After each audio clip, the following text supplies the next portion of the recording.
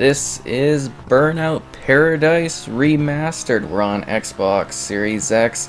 The game is retaining its Xbox One X enhancement. That means we're getting a native 4K resolution at 60 FPS with HDR support.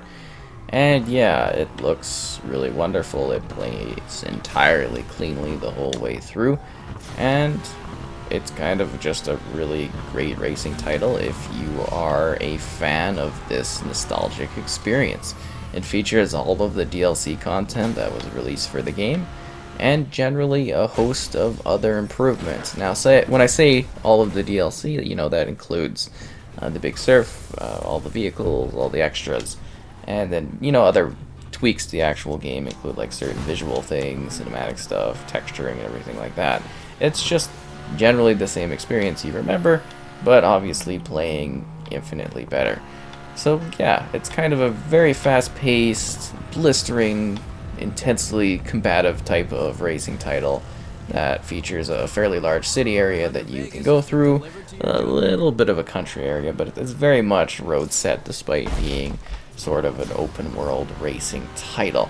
Now, a lot of people absolutely love this title. I think it's pretty decent.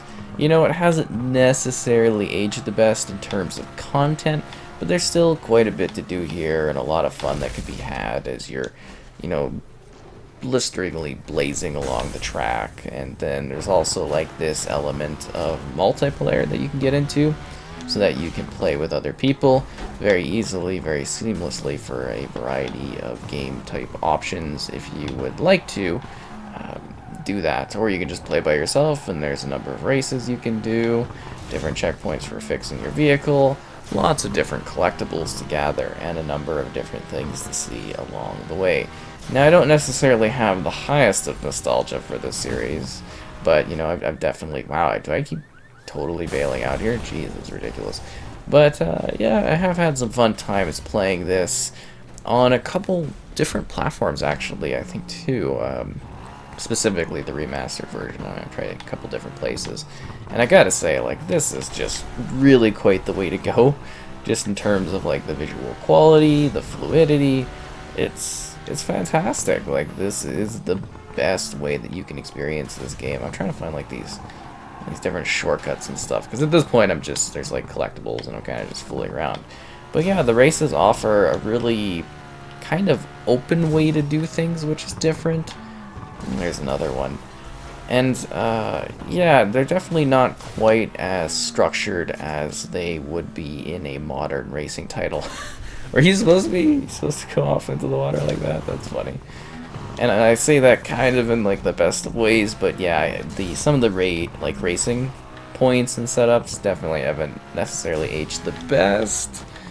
In terms of the quality of the setup of them, the guidance within them, and then also like the rewinding stuff. We don't have that here, so it's just kind of, you know, it's definitely a game of its time, and I think if you liked it back in the day, you'll quite enjoy it. And I think modern racing fans might also appreciate what this game has to provide, because it's kind of just this really cool, chaotic racing title. And then when you get to like a huge smash situation, it looks really, really awesome, especially if you're in an actual race and you kind of like knock people out in that. It's quite cool. It really is visually quite pleasing.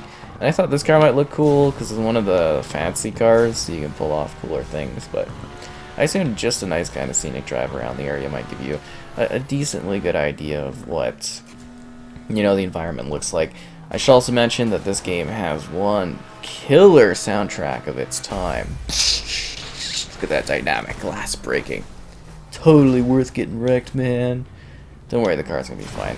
Anyways, yeah, it's obviously got Paradise City by Guns N' Roses kind of headlining things, which makes complete sense, considering we're in Burnout Paradise. And yeah, it's kind of weird that we haven't seen this series come back. I know you see a lot of people online kind of asking for another entry in this one, so I do wonder if that'll ever happen.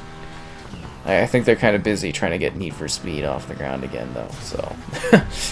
That's probably their focus, is trying to revitalize that one first, at least. And they've tried, like, a lot of times to get reach the heights that series used to have, which is kind of entertaining. But yeah, anyways, we're focusing on Burnout Paradise right now, which is a good game, and it's got like other totally of that like years kind of music, which was kind of funny. I was playing it, I'm like, wow, this is even a bit of a nostalgia trip for me because I remember most of this stuff being on like the radio and that. So that's kind of fun. I mean, if you like that element of like the music and everything, I think it kind of really makes a car game. You know, the type of audio you put in it, I think that really does, because we want to keep going down that way. I think it really does make a big difference in regards to how it plays and everything. But it does handle quite well. It looks fairly cool. It does carry a bit of an older style to it, if that makes sense, you know?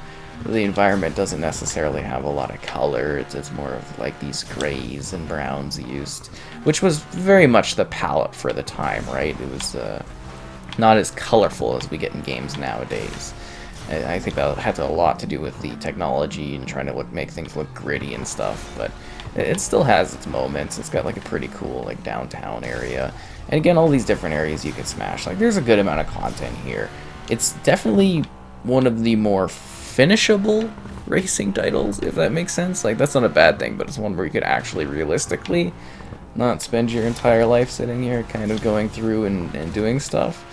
I definitely wouldn't compare it to like Forza or something, but it's definitely like a bit of an older metropolitan type open world racing game where you get that little bit of freedom, but there's still like some kinds of little bits of structure to it. But it really is just about driving around and having a good time. I think if you play the multiplayer and you run into other people, that could be a lot of fun, you know, definitely an enjoyable time. It's just kind of neat that this one is still available, and I was kind of looking at stuff to play, and I was like, you know what, this is kind of a fun, easygoing one. Like, I have a good time playing these games. I've definitely warmed up to the racing genre. I was not huge into it going into the last gen, and now I just play like a wide range of racing titles, and I definitely do enjoy them. You know, obviously I've had experience with racing games before that, but I just wasn't as, you know, as into it as I am nowadays, which is kind of cool. I've played a lot of racing games as gens. I was trying to think of where that billboard was, but I think I'd have to backtrack a lot to get to it, so I'm not going to do that. I don't know if you guys saw it a few seconds ago, but this is billboard we just kind of rolled by. But I hope you're getting an idea of like performance and everything like that, and the visuals, which look wonderful. Oh, I think you just might have saw a glimpse of the billboard I was talking about back there, but yeah, we're not going to be able to get it. Look how fast we're going. Ooh, this is getting intense and heated. It's cool though, we're like invincible. Oh wow, the car hood's bent and everything like that. That's crazy. But yeah, it's also neat because this game is a lot more of a, you know, kind of things getting smashed up, things getting bashed. You don't really get a lot of freedom with that in racing games due to how like car brands want their cars to be seen in that, if you understand the licensing side of things. So it was kind of cool just how totally rad and smashed up things could actually get in this one. I thought that was really awesome as well. It was definitely a neat game of its time, and I'm very I'm genuinely curious what they would do if they were allowed to or if they actually, you know, got the go ahead to do like a modern entry in this series, not like a, you know, remaster or anything like that, but a brand new game. What exactly that might look like, what type of scale we'll get, you know, what the cars will kind of be like, how big would the world be, would it be focusing on lots of destruction? I'm just, you know, I tend to think of these things from time to time. I've tried to ponder what, you know, these series might look like in a modern time. And I'm sure people actually get paid to do that.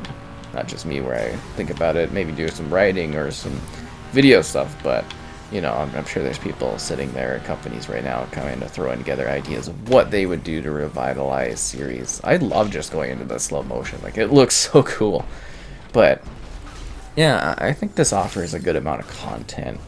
Neat things you can do. Like, we're still kind of racing to try to get back to the main area. Like, we didn't even do a race yet. There's quite a bit to this one, you know, a lot of different things you can see. I just kind of been trying to take like shortcuts and things, but yeah, we should be getting closer to the metropolitan area. Oh, super jump! 5 out of 50. See, there's a good amount of stuff you can do in this one.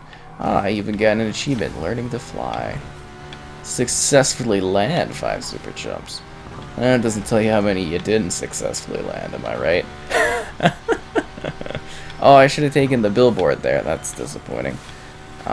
See, there's so many smashy things you could do, and this has got a pretty good scope to it, this outback area, and then you get to the city, and it's a little bit more of like a denser metropolitan section. It's, again, it's respectfully sized. You know, it offers a good amount of variation in where you're going and what you're doing, and the different races and challenges along the way. It's just kind of a fun, neat throwback type of game, I guess you could say. Well, the game itself is actually kind of, I don't know, old at this point. I think it's definitely got quite a lot of years to it, that's for sure.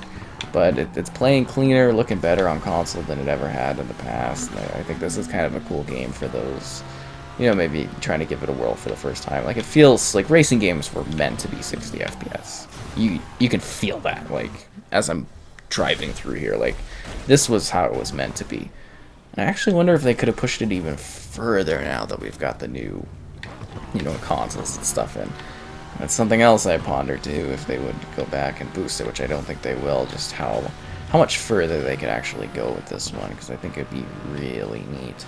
But anyways, you know, take me down to the Paradise City, because it's really quite a fun time. I don't know, I think this is definitely a racing title for certain individuals. They have a lot of fun with it. I think those going for nostalgia, if you haven't jumped into this already, you're going to have a good time with it.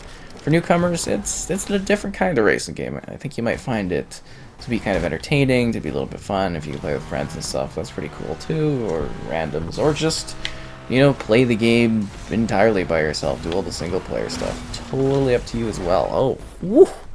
Probably setting the record for the most wreckages. I don't know if people find them annoying or find them highly entertaining. I kind of find them entertaining to see the car just like